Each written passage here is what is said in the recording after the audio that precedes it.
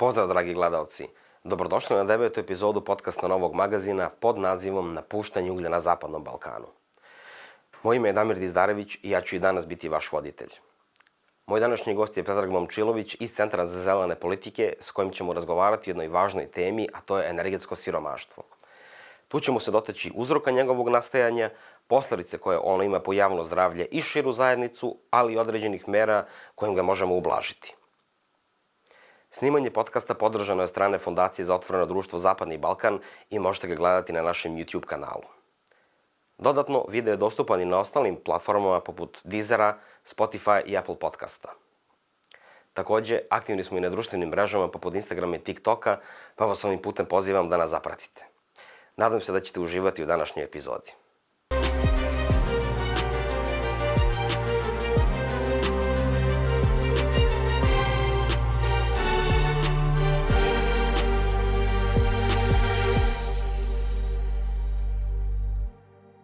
Zdravo, Peđe, hvala ti što si moj današnji gost. Molim te, predstavi se pre što počnemo s razgovorom gledalcima i reci im nešto o sebi.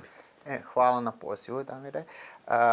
Moje ime je Predrag Momčilović, radim u Centru za zelene politike. Inače sam i novinar i istraživač i zapravo glavni fokus mi je tema političke ekologije, klimatske promjene, neka teorija odrasta, a između svega toga se isto i provlači i energetsko siromaštvo i socijalni aspekti klimatskih promjena i ekološke degradacije, tako da najviše se time bavim.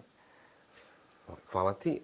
Hajde sad odmah da krenemo sa, što bi se rekao, sa pitanjem šta je uopšte energetsko siromaštvo. Prvi put kad sam čuo taj pojam, nisam imao pojma šta znači i nije mi uopšte bilo jasno koja je razlika između energetskog siromaštva i siromaštva, da kažem, običnog ili uopšte.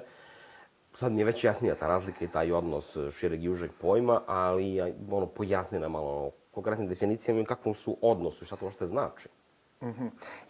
To je često ljudi pitaju kao šta će vam sad još i ta definicija energetskog siromaštva kad imamo definiciju siromaštva, kao već ljudi verovatno koji su siromašni su i energetski siromašni, a moramo da uzmemo u vidu da su to kao isto i pravne definicije i zakonske definicije i onda možemo da vidimo ko spada. Kod nas se siromaštvo definiše po tome koliko imate zapravo zaradu u domaćinstvu i, na primjer, ja mislim da je stepen siromaštva, rizika od siromaštva se računa za 2023. godinu. Znam da je bilo kao ako imate zaradu ispod 29.000 dinara za pojedinačno domaćinstvo, što je manje od kao jedne crvene dnevno, a vi uđete u prodavnicu danas i ne kupite ništa, potrošili ste skoro bila 1000 dinara. Bukvalno to. Tako da, i već danas u Srbiji nalazi oko 20% ljudi u riziku od siromaštva, preko 27% u riziku od siromaštva i socijalne isključenosti, što je još dodatno ako ja kao mogu možda da kupim hranu za sebe, ali nemam da platim kafu kad idem s tobom na kafu, opet bit ću kao isključen iz društva. I onda dolazimo i do energetskog siromaštva i one po definiciji, barem koja je kod nas usvojena, to je mogućnost domaćinstva da priušti dovoljnu količinu energije koja će obezbediti dovoljno topao ili dovoljno hladan dom da bi mogao život normalno da se odvija, da bi imali uslove za dostojanstveni i zdrav život. Sad malo sam parafrazirao, ali to je nešto tako, kod nas je barem usvojeno. A nažalost u Srbiji još uvijek nisu usvojeni indikatori kako mi merimo energetsko siromaštvo, tako da mi ni ne znamo koliko zapravo imamo ljudi u energetskom siromaštvu. U Evropi se, na primjer, koriste različiti indikatori i to je i količina novca, ali i to koliko vam zapravo treba energije za određenu površinu doma ili neke druge stvari, zato što može da se desi da vi imate neku veliku kuću u nekom selu i time vi ne spadate u siromašne ljude zato što već imate neku nekretninu, ne znam, imate kuću od 150 kvadrata u selu koja je zapravo to bezvredna, može da bude najniže energetski efikasna, ali vi niste siromašni, ali može se desiti da vi ne možete bukvalno jednu prostoriju u toj kući da grejete i zapravo bi spadali u kategoriju energetskog siromaštva. I zato mislim da je bitno da se što pre nađu ti indikatori da bi mogli i da se definiše koliko je ljudi u energetskom siromaštvu i da bi moglo zapravo njima da se pomogne da izađu iz stanja energetskog siromaštva. Da, ja sam gledao sad neke diskusije u okviru Evropske unije kad su bile, na osnovu nekih naučnih radova, jedna od predloženih definicija je bila da se nalazite u stanju energetskog siromaštva ukoliko vam više od 10% prihoda odlazi na plaćanje računa za energiju, znači i za grejanje i za električnu energiju. To je prema nekim procentima u Srbiji prosječno domaćinstvo koristi, to jest odlazi mu 12% prihoda na račune za energiju, što bi značilo da smo mi u prosjeku svi energetski siromašni ili u nekoj medijani, mislim da je negde 48 do 52%, tako se kreću neke cifre. E sad, da li neko ovde prati, da li postoji neki podatak, da li možeš da daš otprilike neku ocenu, koliko su ljudi u Srbiji zapravo energetski siromašni, to je koliko ima domaćinstava koje su energetskoj siromašnosti? Pa imamo neke druge različite podatke koje se mere, koje možda mogu da nam posluže. Naprimer, imamo podatak da 9,5% ljudi ne može da priušti da dovoljno zagreje svoj dom To se preko koristi zime. na nivou Evropske unije, taj indikator isto. Da, to je isto koliko može, to znači da ljudi uopšte ne mogu da zagreju, što znači da je minimum taj broj ljudi koji se nalazi u energetskom siromaštvu, a sigurno je još veći broj. I dosta su korisne i one podaci kad pogledamo po decilima gde je podeljeno društvo, to je ono kao imamo 10 decila, prvi decil je najsiromašniji deo društva, 10. decil je najbogatiji deo društva i kad vidimo da, na primjer, to kao ljudi u prvom decilu na grejanje i na stanovanje troše 17 ili 18% svog kao budžeta, a to je svega 6.000 dinara ili tako nešto, a za 6.000 dinara vi ni ne možete da ugrejete kao svoju prostoriju često. Jednu sobu, što bi se Da, jednu sobu, a obično su slične kao površine objekata. Zapravo to je interesantno, pomislili bi kao ljudi koji žive u, ne znam, iz 10. decila, najbogatiji imaju mnogo veći domov, ali kad se pogleda prosječna površina kao u domova u kojim ljudi žive, to je slično, između 70 i 80 kvadrata, tako da onda se i vidi taj problem da ne možete da zagrejete. Mislim, to je u Srbiji kao veliki, realan problem, da je većina ljudi zapravo i posebno u ruralnim delovima oni greju samo jednu sobu. Ja sećam se kad sam išao kod babe i dede na selo, kao postoji samo jedna prostorija koja se greje, dok kao kad idemo da spavamo u nekoj hladnoj sobi ili neki drugi. To je sasvim normalno širom Srbije i dalje, nažalost.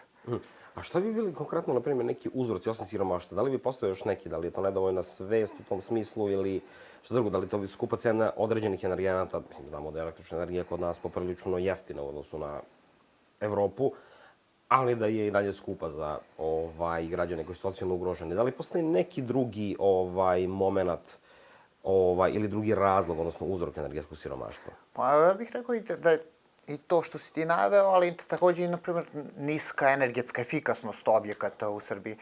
To kao, sad opet se vraćamo, vi kad idete, svaka peta kuća nema uopšte nikakvu fasadu, a to je kao idete i vidite kuće koje su napravljene samo od cigala ili blokova, nemaju nikakvu fasadu, a kamoli neku malo kao energetski efikasniju fasadu. I tako da gubite jako puno energije, čak često to kao najsiromašniji imaju najlošiju izolaciju, onda moraju da potroše još više energije da bi se uopšte nešto zagrejali i onda kao ostajete stalno u tom nekom viru, krugu energetskog siromaštva, ne možete da se izvučete. Čak i neke mere koje su predviđene za to ne uspevaju da izvuku ljude iz energetskog siromaštva, zato što neko vam smanji malo račune ili vam da neku određenu količinu energije besplatno, ali vi i dalje ostajete da morate da trošite dosta energije, a i to je pitanje i koja se troši energija. To je kad pogledamo, na primjer, najsiromašniji u Srbiji najviše troše čvrsta goriva, što je pre svega ogrevno drvo. Ja mislim da je na to, kao za taj prvi decil,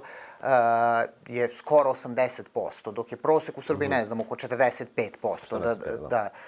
Tako da, dosta više se troši kao ogrevno drvo, koje često je i sirovo i nije prerađeno.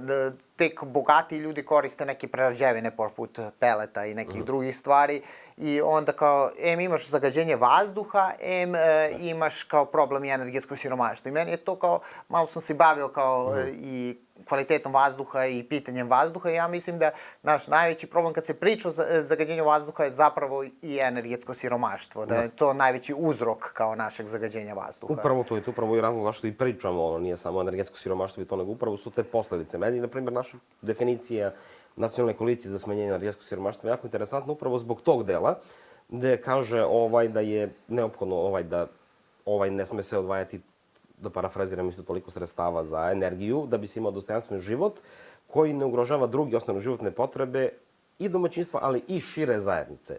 Pa šta su konkretno, znači, povodom zagađenja vazduha posledice energetskog siromaštva? Zašto je ono toliko bitno da ga na neki način suzbijemo i smanjimo? Šta će to doprineti široj zajednici, ne samo individualnim domaćinstvima? Pa, to je, doprineće da imamo čisti vazduh. Mi imamo jedan od najzagađenijih vazduha u Evropi. Mislim, nije ni bitno da li je i najzagađeniji ili nije najzagađeniji, zagađen je svakako. Bitno da budemo prvi. Da. Pa to često postoji to. Jesmo li prvi na svetu ili je neki grad u Indiji zagađeniji od Beograda? Mislim, kao svakako je prekomerno zagađen i zapravo i Beograd i svaki grad u Srbiji gde se vrši merenje, čak i gradovi u Vojvodini su prekomerno zagađeni.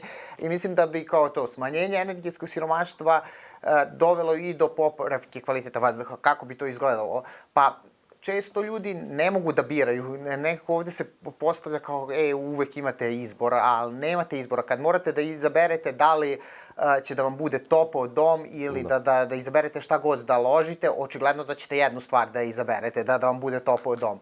Tek kad bi se ljudi izvukli iz energetskog siromaštva, da onda mogu da nekako da biraju da li će ova ili onaj ili drugi neki energent, onda bi mogli da biraju čistije energente. To je bilo kao čak i ministar životne sredine krivljivala građane zašto ne koriste čisti energente, što je kao kad nemaš izbor ni ne možeš da koristiš. Onda naravno da se dešava da ljudi gore i različiti otpad i jako loše kvaliteta drvo ili jako loše kvaliteta ugalj, ali to kao često rade iz nužde. Pa da, to je rečenica Marije Antoanete slično tome, tako da... Da, nek jedu kolače. Nek jedu kolače ko nemaju za hleba, to je to. Pa nekako ja sam se u poslednje vreme dosta bavio ovom temom, ali šta konkretno utiče to? Rekao si drvo, koji su još to loši energenti i baš kakve posledice izazivaju na zdravlje? Koliki bi uticaj bio individualnih ložišta, naravno ne u procena, što bi se reklo, tom ambientalnom zagađenju, odnosno zagađenju vazduha oko nas, u našim lokalnim sredinama, od individualnih ložišta, u odnosu na industriju, termoelektrane i ostalo. Da li imaš te podatke? Pa, ne znam tačno. Sad, naravno. Mislim, to je kao i dosta se priča često i neki takozvani famozni donosioci odluka svaljuju isto i krivicu na pojedine građane zbog zagađenja vazduha i zbog drugih stvari, ali i ne priča se toliko i o tim sekundarnim česticama koje dolaze i iz termoelektrana i iz drugih stvari. Tako da mislim da nije samo drvo i ovo što si rekao, da dosta ljudi isto koriste i ugalj i neko lož ulje, ali često i ugalj koji se koristi, koji je kod nas uglavnom kao to lignit najlošije kvaliteta, koji u mnogim zemljama Evropske unije ne bi ni smeo da se prodaje kao za individualnu upotrebu. Kod nas se kao to prodaje na džakove zato što ljudi moraju isto kao usled siromaštva to da rade. I kao kad bi se prebacili na neke čistije goriva, imali bi sigurno smanjenje. Sad, jako mi je teško da licitiram koliko bi bilo to smanjenje, tako ali imali bi sigurno, s tim da kod nas kao radi se na nekom subvencionisanju nekih mera energetskih efikasnosti i prelaska na neke održivije načine grejanja, ali ja mislim da one nisu baš efektne i možemo možda kasnije o tome isto da pričamo koliko one doprinose kao smanjenju i koliko bi nam trebalo godina da pređemo samo s takvim merama, da pređemo na održiva goriva. Pa, sjajan odgovor, što bi se reklo. Imali sad imaju neke nove istraživanje koje ukazuju na to da su po pitanju PM čestica, termoelektrane i dosta zbiljniji zagađivači nego što smo na početku mislili, jer uglavnom kad pričamo to su praktično i nema termoelektrane, nego uvek su malo decidnije individualno ložište, zapravo nije to toliko bajno i sjajno i takva situacija. A sad ono što možemo krenuti i na mere. Sad, na koji način bi možda mogli da se borimo protiv energetskog siromaštva? Mi u Srbiji imamo, ajde da kažemo, dve mere, otprilike. One se raslavaju na ostale, ali prva bi bila ta uredba o energetski ugroženom kupcu, koju bih ja uvek nazvao kratkoročnom sanacijom ne uzroka, već same posledice i to ne odagnava problem, već samo, iako je socijalno nužna mera, nije dugoročno rešenje i imamo ove konkurse od Ministarstva zaštite životne sredine, pre svega za zamenu uređaja za grejanje, za zamenu načina grejanja, pa onda posle i konkurse Ministarstva za razvoj i energetike koji su za energetsku sanaciju stambenih objekata. Sad, kako bi ti prokomentarisao ove mere? Da li su, ajde krenemo prvo o energetski ugroženom kupcu, da li je ona adekvatna za nas, da li je dobro primenjena, šta tu nedostaje?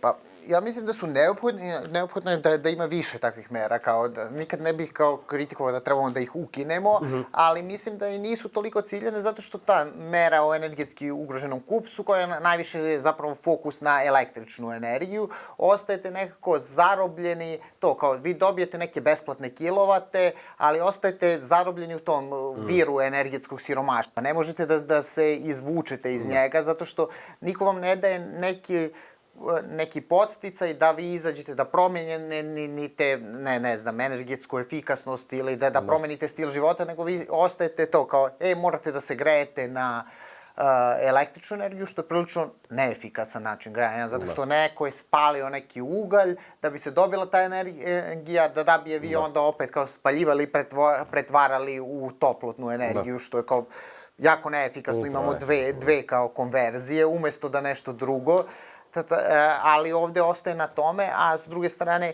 imali smo i kao u nekim trenucima mi imamo kao ograničenu cenu električne energije za domaćinstva, imamo i za privredu, ali imamo i za neke druge energente i bilo mi interesantno, kad je i to krenuo rat u Ukrajini, imali smo kao veliku energetsku krizu, koja i dalje traje i u jednom trenutku je porasla cena skoro svih energenata i država Srbije je odlučila da reguliše cenu energenata, tako da je ostalo regulisana cena centralnog grejanja, gas je regulisan, cena peleta je regulisana, sve je regulisano, ali to su zapravo goriva koje većinom koriste bogati ljudi iz onih viših decila koje smo pričali, to kao tek 2% ljudi iz prvog decila ima uopšte centralno grejanje ili neka druga, jel to kao gas skoro ni ne koriste, nego koriste ogrevno drvo koje je ostalo jedino neregulisano i porasla je skoro 3 puta cena ogrevnog drveta, što znači ako poraste 3 puta, ljudi mogu 3 puta manje da kupe i 3 puta manje da zagreju svoje prostorije. Tako da mislim da nije, možda bi ta mera mogla da se malo i fokusira i na ogrevno drvo i kako da obezbedi to ljudima bolje uređaje. A za ove druge mere koje si pomenuo, mislim da često je kod njih problem zato što one nisu u potpunosti da pokrivaju da li energetsku sanaciju, da li promenu ložišta. Što se tiče energetski ugroženog kupca i uredbe, pa tu si, ja mislim, potpuno u pravu, jer oni podrazumevaju određeno umanjenje računa za socijalno ugrožene građane, sad isto ima ta izlistana kategorija, jednočlano domaćinstvo 20 i nešto hiljada, dvočlano i tako dalje. Ali oni podrazumevaju, dobro, plus i neka zdravstvene situacije i ostalo, takođe ulaze u obzir, što je jedno dobro proširenje te mere, ali ona zaista ne obuhvata ogrevno drvo, jer tu podrazumevamo samo umanjenje računa za grejanje, odnosno sa daljinskog sistema grejanja i umanjenje računa za električnu energiju, i ne obuhvata građane koji koriste ogrevno drvo. Mi znamo da u okviru lokalnih samouprava postoje neke inicijativi i programi za kupovinu i subvencije, ali to je problematično jer svi znamo kakva je i po funkciji položaja lokalnih samouprava u Republici Srbiji. Mnogo ingerencija, mnogo obaveza, a premalo novca. Da, budžeti su minimalni. Da, i to je onda prosto nedostaje jedno sistemsko rešenje na nacionalnom nivou koje bi obezbeđivalo pare za lokalne samouprave za te subvencije najsiromašnijim građanima. Misliš da bi to trebalo isto da bude uključeno u ovu uredbu o energetski ugroženom kupcu? Slažem se, mislim, to bi se nastavio. Ja mislim da često se dosta krivica i prebacuje na lokalne samouprave, a one nemaju baš mehanizme. Često je to kao imate neke konkurse ministarstva gde 50% obezbeđuje ministarstvo, 50% bi trebala lokalna samouprava, a njihovi budžeti su dosta mali. Jedva da pokrivaju plate ljudi koji tu rade i onda imate samo još malo kao nekih neopredeljenih sredstava, tako da nemaju mnogo manevarskog prostora. Tako da mislim da i trebalo bi da se ide ka promeni toga, da imaju i veće budžete i ingerencije, ali kao i da se uključi nekako i u samu uredbu. Da. Ne, pa to meni uvek jedna od omiljenih rečenica sa skupova, kaže, previše imamo ingerencija i previše imamo toga da radimo, a premalo novca za sve, samo za plate praktično i to je to još za nešto po nešto. Što bi si rekao, to je drugi problem decentralizacije, dosta šira tema nego ove. Sad bih ja prešao na jednu od mojih omiljenih tema, to su ovi konkursi upravo. I sad, kako oni obično funkcionišu? Ja mislim da su svi u tom smislu, jedan deo ide od ministarstva, jedan deo obezbeđuje lokalna samouprava, do 50%, zavisi od mera za koje se odlučimo, ostatak obezbeđuju građani. Sad, na koji način to funkcionišu ti konkursi i koliko su oni zapravo dobri i efikasni? Pa, Mislim, dobro je da postoje, ali za sad oni su prilično socijalno neosetljivi. Koliko sam ja pratio, ti mi ispravi isto, znam da znaš jako puno o ovoj temi, većinom oni ne uključuju to koliko su prihodi domaćinstva, nego su obično, kako to Englezi kažu, first come, first serve. Ko prvi se prijavi, on prvi dobije ili ima neke uslove. I, na primjer, često za neke lokalne samouprave koje sam pratio, dosta kratko traju, tako da vi morate već da budete spremni sa dokumentacijom da se prijavite. I šta je još problem? Kod tih konkursa vi možete do 50% da dobijete sredstava, ali zapravo vi trebate da imate 100%, da uložite u promenu, ne znam, stolarije ili neku drugu energetsku efikasnost ili imaju i za solarnu energiju. Znači, vi trebate već da ste skupili 100% i onda tek dobijete refundaciju 50%, a to se desi, na primjer, za godinu dana, pa vam deo pojede inflacija, tako da se i smanji i bude i manje od tih 50%. Još, zapravo, opština mora da nađe ko će biti zvanični distributer te opreme, tako da oni mogu i da podignu malo cenu, tako da se još više smanji to koliko vam se vrati, tako da na kraju ispadne, jeste malo isplatljivije, ali ne dovoljno isplatljivije i često ljudi koji su već neka srednja klasa, srednja viša klasa, jedini imaju kao mogućnosti da apliciraju za to, zato što nisu ni baš najjednostavniji kao konkursi, vi trebate da skupite različitu dokumentaciju, da predate, da bi uopšte dobili kao neku tu mogućnost. I mislim da je dobro da postoji, ali da treba da se uključi i taj moment socijalne osetljivosti, zato što za neke ljude možda trebate svih 100% da obezbedite da bi oni zamenili stolariju, zato što se nalaze u potpunom energetskom siromaštvu. Nekima kao ljudima koji su bogati, mislim da ni ne treba možda da se daje subvencije. To je, meni je kao isto, dosta mi je sulud, nije sad tema skroz, ali i jeste malo da mi imamo subvencije za električne automobile, što je meni kao subvencionisanje bogatih. Vi dajete do 5.000 evra subvenciju za električni automobil koji već košta 40-50.000 evra, to je kao već nekom ko ima 40-50.000 evra, vi mu još dajete subvenciju. Možda bi bolje bilo da su ti novci utrošeni da, na primjer, se zamene individualna ložišta ljudima. Što bi bilo i otprilike čak je dovoljno za pojedinačno individualno ložište kao ta subvencija. Da. Ne, tu si potpuno u pravu. Sad oni su malo revidirali te konkurse. Sad, zavisi od mera i od svega, ali uglavnom sad može i do 65% subvencija. Mislim, ukoliko se odlučiš, lupam, i da zameniš i način grejanja, i da odradiš i PVC stolariju da ugradiš, i da ugradiš izolaciju, i da uzmeš nešto solarnih panela. Znači, to je taj takozvani napredni paket, ali iako ti se smanju video, ti zapravo moraš da daš više novca iz svog džepa. Sad mi znamo da je, ja mislim, negde oko 50% ljudi u Srbiji nema dovoljno novca da finansira vanredni trošak od 16.000 dinara. Da. I, mislim, meni je to mera, iako bi neki tvrdili može da se uštedi, to je meni jako upitno. Prosto mi je nemoguće da vidim da neko ko ne može da isfinansira vanredni trošak u nekom trenutku za 16.000 da odvoji 2-3.000 evra za jednu meru. Znači, ipak te subvencije se moraju većati. Mislim, ima jedan primjer u Irskoj. Ali oni koriste, mislim, subvencije do 90% generalno, a koriste 100% za stambene zajednice, to je za zgrade, kada neka siromašna domaćinstva ili porodica, prosto nema novca da plati tu subvenciju, država će mu platiti sve, upravo da ne bi blokirao celokupnu sanaciju zgrade. Tako da to su, na primjer, možda i te mere se mogu premeniti kod nas, a ministarstvo je uvelo i nedavno je raspisalo taj konkurs gde se finansira do 90% investicije, ako se ne varam, upravo za socijalno ugrožene kategorije. To je nov, čekamo njegove rezultate, za sad je mali broj ljudi koji je prijavljen, da li nisu znali, šta je bio tu problem, šta je tu izazov. Ja ne znam da li možda ti imaš neku informaciju o tome. Često je problem šta je u Srbiji nevidljivo je potrebno da vi imate vlasništvo nad objektom, a imate puno neregistrovanih objekata, ili to, kako ih zovu, nelegalnih i to, i problem legalizacije u Srbiji, zato što vi imate neke objekte koji postoje 50 godina, a nisu i dalje legalizovani.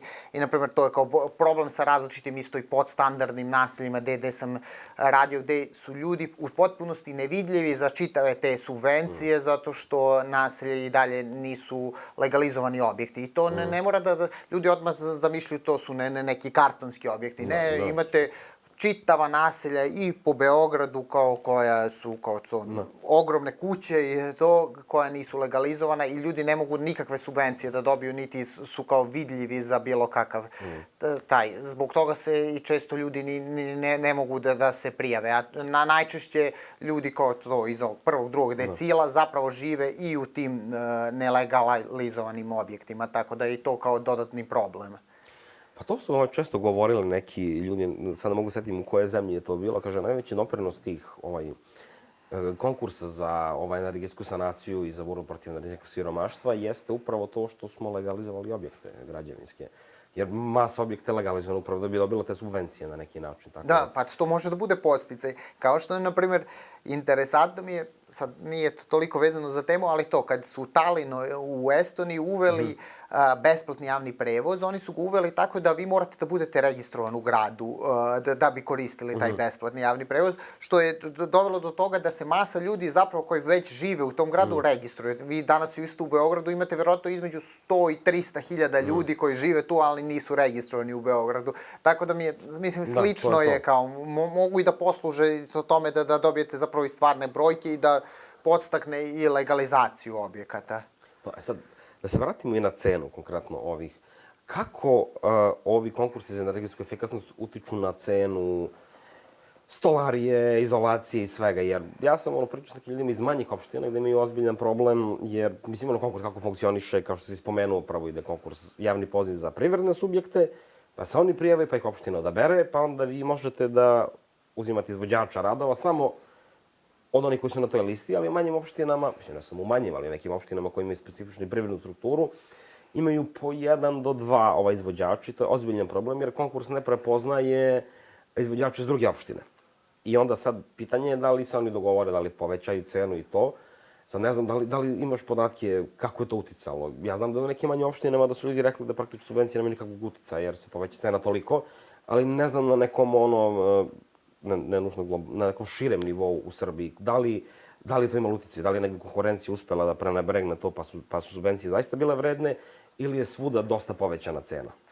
Pa ja nemam tačne brojke, niko nije ne radio neko istraživanje na tu temu tačno, ali slažem se, imam sličan utisak kao ti, a i to kao sa ljudima, na primjer, moje komšije u Jagodini su uradili to i onda su računali koliko im je bilo i oni kažu da im je, na primjer, tek bilo oko 15% jeftinije nego da su tržišno sve kupili, s tim da su onda morali još dodatno, što ne računaju svoj trud i rad, da izvade dokumentaciju, možda nju nisu ne računali koliko košta da se neka dokumentacija izvadi, ali da im je to kao 15 do 20% bilo jeftinije kad su sve sabrali, zato što i dolazi do povećanja, kao isto je bio samo jedan instalater koji je onda povećao cenu kad je već bio izabran, zato što kao vi ste bukvalno zavisni da morate da angažujete tog instalatera koji često to u manjim opštinama poput Jagodine imate kao to, ima monopolističku poziciju ili možda imate dva koje se isto dosta lako dogovore kao ajde da držimo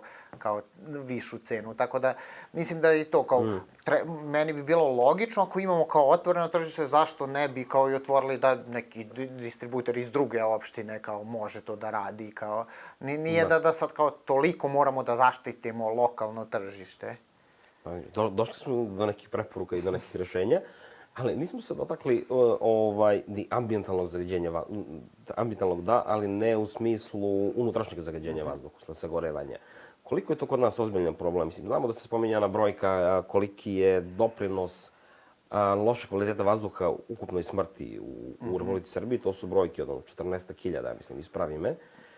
Variraju od godine do godinu, ali otprilike se pretpostavlja da je tu neki udeo od 50%, plus minus 5 gore dole, unutrašnjeg zagađenja, naravno to su sve složene matematičke formule, jako teško je računati, pogotovo objasniti sad ovde. Tako da ne bi se ne upuštao u to, ali koliko misliš da je to problem koji je nezastupljen? Naravno, ambientalno zagađenje je socijalni problem, društveni, i pogađamo i druge na taj način, pa nam je on bitniji za rešavanje.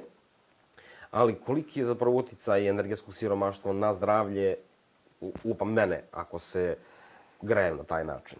Da, pa pre svega utiče na tebe, zato što mnogo češće se apostrofira kao kako utiče zagađenje na druge ljude, ali zapravo ti ljudi koji su u energetskom siromaštvu i koji moraju da ne znam, lože šta god, oni prvo truju sebe i svoje kao najbliže. I to je kao, jako je isto i klasno pitanje i mislim da je dosta nevidljivo unutrašnje zagađenje zato što to i klasno, a i geografsko pitanje obično se dešava u ruralnim delovima Srbije, to kao po selima, po nekim drugim, gde ljudi i dalje kao koriste smederevce ili neke još lošije kao peći koji, gde deo dima izlazi kroz odžak, a deo dima ostane tu negde u sobi. I čak je isto kao i rodno pitanje. Mnogo češće pogađa kao žene koje i dalje u Srbiji u ruralnim delovima češće ostaju kući da spreme ručak, da paze decu ili to dok su muškarci rade u poljoprivredi ili negde drugde. I održavaju grejanje i onda zapravo češće pogađa i žene i siromašne i to kao ljude iz ruralnih delova, ali to su sve kategorije koje su čak i zanemarene i u vestima i ne priča se toliko o tome, tako da to mi je interesantno kad kažeš mi imamo skoro u potpunosti zanemarivanje tog kao unutrašnjeg zagađenja koje se kao jednako dešava i jednako doprinosi smrti, ali to je uvek kao, pa to si individualno, si sam kao odgovoran za to, iako je kao veliki društveni problem.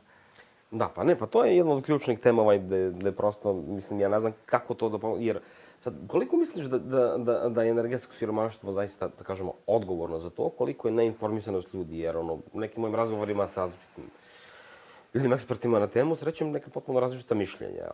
Da li se kreću od inženjerskih ili se kreću od socijalnih.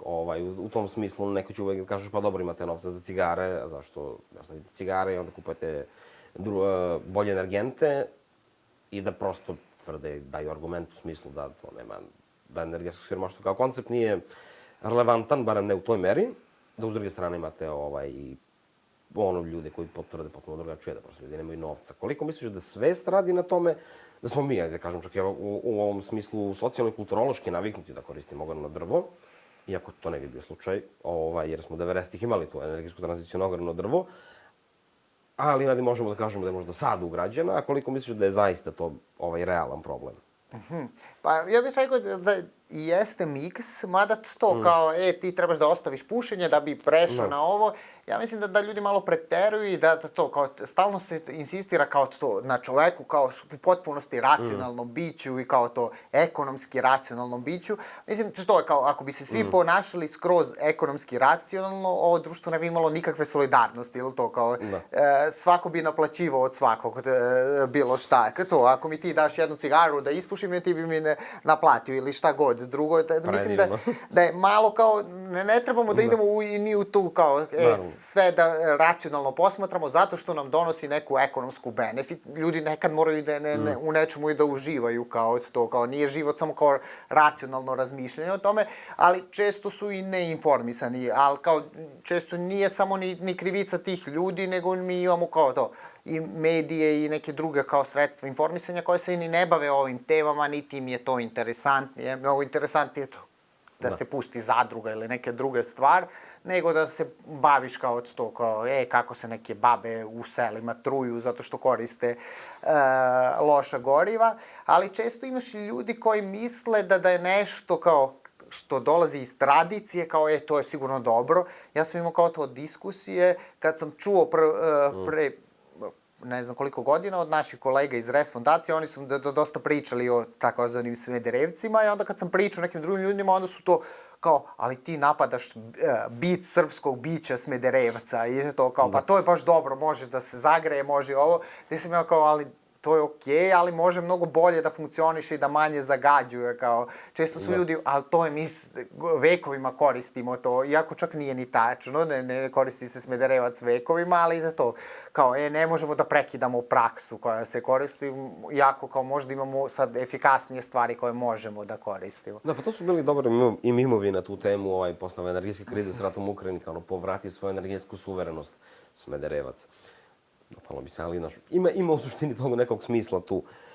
Pa, hvala ti na ovom odgovoru i sad, ja bih još jednu temu malo kratko pokrenuo. U kakvom su odnosu, ajde da kažemo, napuštanje uglja, pošto je to neka malo krovnija tema podcasta i samo energetsko siromaštvo. Znamo da ima veze i sa grejanjem i individualnim i sistemima daljinskog grejanja, ali i sa električnom energijom. U kakvom odnosu napuštanje uglja i energetsko siromaštvo? Jer uglavnom se nekad govori u nekim radovima, kaže da je ugalj dosta pomogao ljudima u smislu da se izvade, u smislu smanjivanja cena energenata i energije koji su plaćali i efikasnosti. Sad, u kakvom su oni trenutno odnosu? Pa, pre svega zavisi kako se izvede to napuštanje uglja. Da li ono i kako socijalno pravedno ili ne. Ili ako to bude samo tehnički proces koji neće da gleda socijalnu dimenziju, onda može da pogodi još više ljudi i da poraste energetsko siromaštvo. Ne samo zato što neki ljudi izgube posao, nego zato što bi se možda i povećala i cena energenata.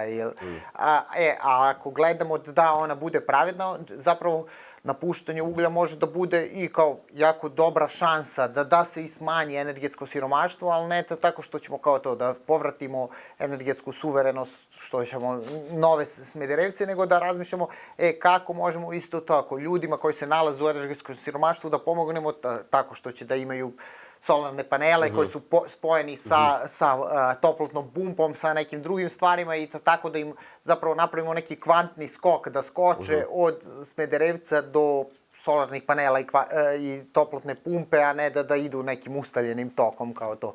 Od Smederevca do uglja, preko gasa do ne znam čega. Tako da ja mislim da i tu može da bude velika prilika, ali vidjet ćemo kako će se dešavati taj proces. Mislim, on nažalost u Srbiji tek kreće.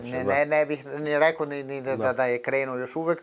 Tako da je pitanje da li će biti uopšte socijalno osetljiv, a što više vremena prolazi, sve manje su nade da će biti socijalno osetljiv, zato što ćete imati sve veći pritisak da smanjite emisije, da smanjite zagađenje i onda može da se desi da ne bude kao socijalno osetljiv. Ako bude, mogo bi pozitivno, ali to je, na primjer, imate i neke druge mehanizme kako možete da podstaknete da to ljudi i poguraju proces prelaženja sa uglja na čistije goriva, tipa zadrugarstvo ili neki prozumer ili neke druge stvari koje nisu baš još uvek prepoznati. Iako sam ja član jedne energetske zadruge, zadrugarstvo energetsko nije baš prepoznato u Srbiji kao nešto poželjno. Iako neke druge države, tipa u Španiji, u Nemačkoj, dobar deo količine energije se dobija iz energetskog zadrugarstva.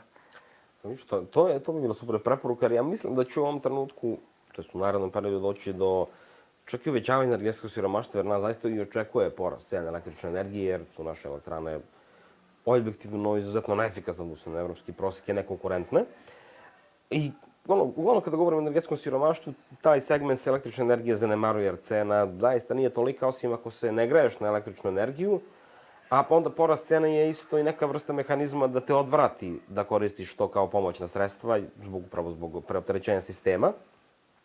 Pa što misliš, kako bi to povećanje moglo da utiče? A na zadrugarstvo ćemo se vratiti, to mi je jako zanimljiva tema. Pa da, to je, Srbija nema najjeftiniju cenu energije, ali ima jednu od jeftinijih, kao, barem za korisnike. Cena proizvodnje te energije i svih skrivenih troškova, to ste i pričali u drugim podcastima, je znatno veća. I rast cene energije verovatno bi odvratio neke ljude da se greju na električnu energiju, što je kao dosta loša stvar koju sam i pomenuo. Mislim, neefikasna je, ali ja se plašim da bi rast doveo do toga da ljude moramo da isključujemo sa elektroenergetskog sistema, to što nije ono što želimo. Često se priča da to kao cena električne energije struje kao deo socijalne politike, što i jeste, ali ja sam čak i zagovornik, to i treba da bude deo socijalne politike. To je večita dilema. Ja ne mislim da treba da bude skroz tržišna i da onda doživimo da 30% ljudi se vrati u, ne znam, 15. vek i da nema struju, kao. Nego trebamo nekako da obezbedimo. Meni se dosta sviđa, mi sad imamo neke zone, ali ja bi kao čak i uveo, to bi kao, evo, moja neka preporuka ako bi mogla da bude, da vi imate neku količinu električne energije koja bi bila i besplatna, pa onda imate progresivno da raste cena električne energije. Pa ako trošite, ne znam, 1000 kilovata da zagrevate bazen tokom zime s polja, vi onda morate da platite mnogo para, ali ako trošite 100-200 kilovata, da to možda čak i bude besplatno, time bi moglo još da se umanji možda i energetsko siromaštvo. Da, pa to, mislim da i OECD imao sličan predlog, da li jeftinija cena, da li vaučeri, da li neke subvencije za najsiromašnije, uz povećanje generalne cene struje za sve nas, tako da oni ljudi koji su u boljem materijalnom položaju bi snosili troškove, toga siromašni bi imali benefite, imali bi struju, a na taj način bi se stvarao jedan fiskalni višak i višak u EPS-u da ne bi morao da bude na gubitku. Jedan od predloga, ima milion mana i milion prednosti, ali to je to. I sad se vratimo na zadrugarstvo. Sad objasni nam sam ukratko šta ti radiš tu i kako to funkcioniše i kako to doprinosi. Pa ja sam deo te zadruge, Elektropionir se zove i nas ima jedno 16-17 zadrugara i zapravo mi svako kao volonterski doprinosi nečemu i mi smo i tek krenuli, imamo neke male elektrane koje smo izgradili na Staroj planini, nešto smo izgradili isto u okolini Valjeva i zapravo kao ideja je da možda kao pojedinac ne možeš da postaviš ili nemaš krov gde možeš da postaviš solarne panele, ali kao kad se zajedno udružimo da možemo i da postavimo neku solarnu elektranu koja bi onda mogla da obslužuje i kao što potrebe tih ljudi, ali možda i da se, mislim, zadruge nisu neprofitabilne, nego mogu da budu i profitabilne, da vi možete i deo energije i da prodajete, ali u odnosu na klasične firme zadruge su drugačije zato što su demokratske, tako da svaka osoba u zadruzi ima pravo glasa, tako da isto važi moj glas i bilo čiji drugi glas i svako ima kao jedan glas i zapravo zadruge se i brinu o zajednici. Mi smo imali neku kao crowdfunding kampanju gde su ljudi donirali su neke male količine novca i mi smo uspeli da podignemo te dve elektrane na Staroj planini i odlučili smo da, pošto kao su to kao preko 300 ljudi je doniralo, da onda taj profit od tih elektrana ne ide nama, nego da ide lokalnoj zajednici. I mislim da je jako bitno zato što se tako i povezuju sa lokalnom zajednicom. I mislim da tu su prednosti, ali s druge strane mane su zato što komercijalne banke vas posmatraju kao neki privredni subjekt koji isto želi kao bilo koja druga firma, a vi ne možete toliko brzo ni ako uzmete neki kredit da otplatite, zato što vam nije profit jedini kao interes, dok isto država ne prepoznaje zadrugarstvo sem poljoprivrednog zadrugarstva, tako da ne dobijete nikakve subvencije. Znate, ako ste strani investitor, vi dobijete subvenciju, na primjer za solar ili za vetar, dok ako ste zadruga, vi ne dobijete ništa. Ako ste domaći. Da, ili ako ste domaći, ili ako ste pojedinac, ako hoćete malo vas ni ne prepoznaju. Iako kao bi moglo zapravo malo kad bi se pogurale zadruge, a imate najrazličitije. Ne mora samo zadruga da ima vlasništvo nad nekim solarnim elektranama. Ima u Nemačkoj zadruge koje imaju vlasništvo nad mrežom, pa su oni distributeri energije i na najrazličitije mehanizmi mogu da se uključe. I zapravo energetsko zadrugarstvo je jako razvijeno u Evropi. Imate, mi smo i deo nekih mreže energetskih zadruga koja se zove Reskop, koja ima preko 2,5 miliona ljudi u Evropi je deo kao energetskih zadruga. Da, dobar deo kao svojih energetskih potreba zadovoljava se kroz toga i tako da i dobijemo neku energetsku demokratiju, pošto mi često pričamo o demokratiji samo na najvišem nivou, ali ja mislim da nama treba na svakom nivou demokratija. Pre svega na najnižem, što bi se rekao. Da. Pa, ja znam da godinama tu postoji problem i sa regulativom i našim zakonima, tako da mislim da bi trebalo tu da se ubrza s tim. Da, naš zakon o zadrugarstvu isto jako stari, on prepoznaje poljoprivredne zadruge i onda prepoznaje ove sve druge zadruge su kao ostale, a ti imaš kao i mogućnosti da imaš i neke stambene i onda da se povežu i stambene i energetske zadruge i neke druge koje može da bude jako dobra sinergija. Da, pa ne, to je svakako jedna sjajna tema koju ćemo možda i da obradimo detaljnije. Obrađivali smo pre u nekoj epizodi i kooperative, ali to je ipak jedan drugačiji pojam. Tako da, ja mislim da smo danas došli do kraja. Ja bih te samo pozvao da samo sumiraš epizodu i poručiš našim gledalcima na koji način bi trebali da se borimo protiv energetskog siromaštva. Znači, šta je to ključno što bi ti poručio i ključnu poruku koju bi poslao? Pa ja mislim da je prvo jako bitno da mi prepoznamo da energetsko siromaštvo postoji, ali da ne krivimo ljude koji se nalaze... I da je socijalni problem. Da, i da je socijalni problem i da ne krivimo ljude koji se nalaze u stanju energetskog siromaštva, nego da zapravo zahtevamo od, kao, bilo da su to, rekli smo da lokalne samouprave imaju malo budžeta, ali pre svega od države i od drugih donosioca odluka da se pozabave tom temom i da vršimo pritisak da se umanji zapravo energetsko siromaštvo i da te neke socijalna davanja koje već idu u tom smeru budu mnogo više osetljivija socijalno i da tako bi već mogli deo da energetsko siromaštvo da rešimo. Mislim, nemoguće je jako brzo iskoreniti i u Evropskoj uniji više od 10% ljudi je i dalje energetski siromašno, ali postoje neki mehanizmi i postoje neke države na koje bi mogli da se ugledamo, koje su prilično kao redukovale stepen energetskog siromaštva. Na primjer? Pa ti si pominjao i Irsku ili, na primjer, skandinavske države, sad neko će reći, ali to su bogate države, ali imate i neke druge primere gde mi dođemo do toga da, na primjer, najveće energetsko siromaštvo u Evropi je u Grčkoj, koja, kao, delovalo bi, to je kao država gde je dosta toplo i ne treba ti toliko energenata, ali opet kao usled pogrešne socijalne politike. Da. Ima jedna stvar koju bih dodao, koju sam samo hteo. Naravno.